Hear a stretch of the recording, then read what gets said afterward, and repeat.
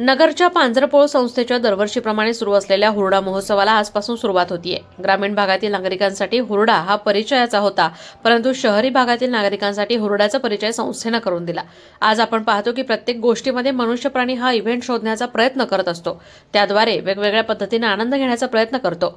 सांगायचं झाल्यास वाढदिवस, लग्नदिवस, डोहाळे कार्यक्रम, बाळाचे नाव ठेवणे कार्यक्रम इत्यादी इतरही छोटे मोठे कार्यक्रम पूर्वी अत्यंत साध्या घरगुती पद्धतीने साजरे केले जात होते, परंतु आज प्रत्येक गोष्टी मोठ्या प्रमाणात धामधूमपणे साजऱ्या केल्या जातात। त्याचप्रमाणे हुरडा पार्ट्या या मोठ्या धूमधामपणे इव्हेंटच्या पद्धतीने साजऱ्या केल्या जात आहेत।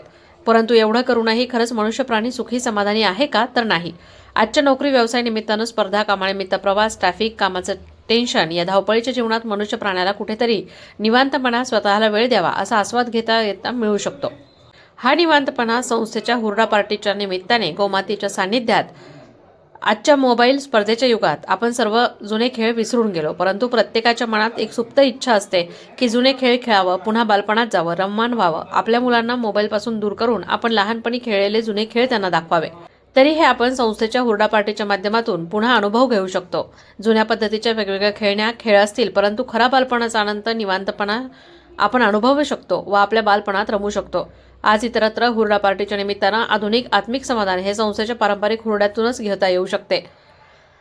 दरवर्षीप्रमाणे संस्थेमध्ये दूध मोगरा हुरडा उपलब्ध आहे। हुरड्याबरोबर लागणाऱ्या चटण्या, रेवड्या, गोडीशेव, उसाचा रस, चहा, कॉफी हे उपलब्ध असणार आहेत। त्याचबरोबर महाराष्ट्रीयन पद्धतीचं जेवण, वांग्याचं भरीत, पिठलं, ठेचा, भाकरी असणार आहे।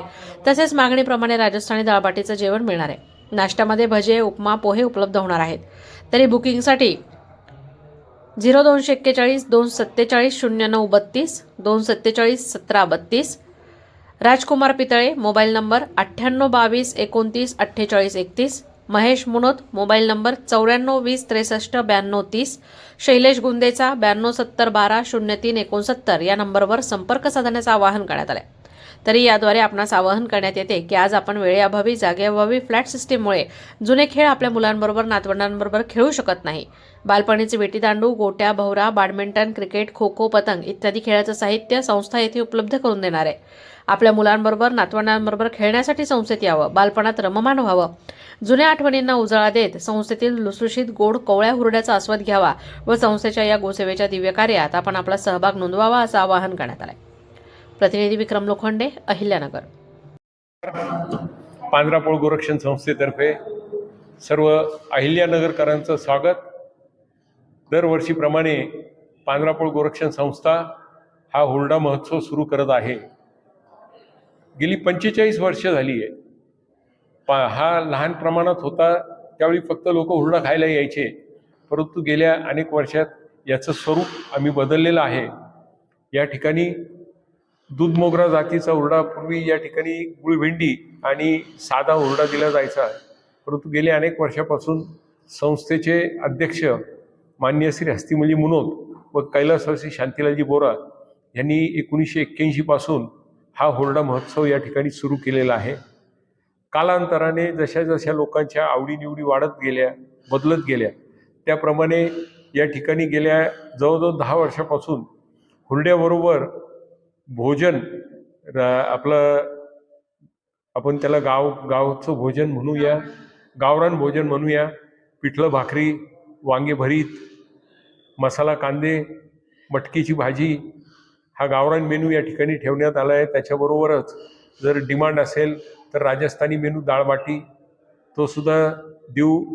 त्याचबरोबर पंजाबी भोजनाची डिमांड असेल तर ती सुद्धा या ठिकाणी पूर्ण करण्यात आली।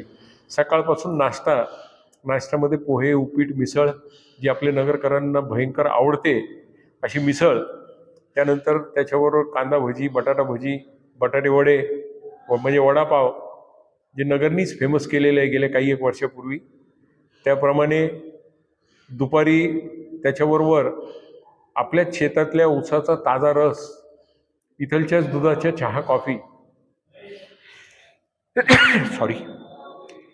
इथलच्या दुधाची चहा कॉफी अशा पद्धतीने आपण लोकांना दिवसभर ह्या गोष्टी या ठिकाणी पुरवू शकतो।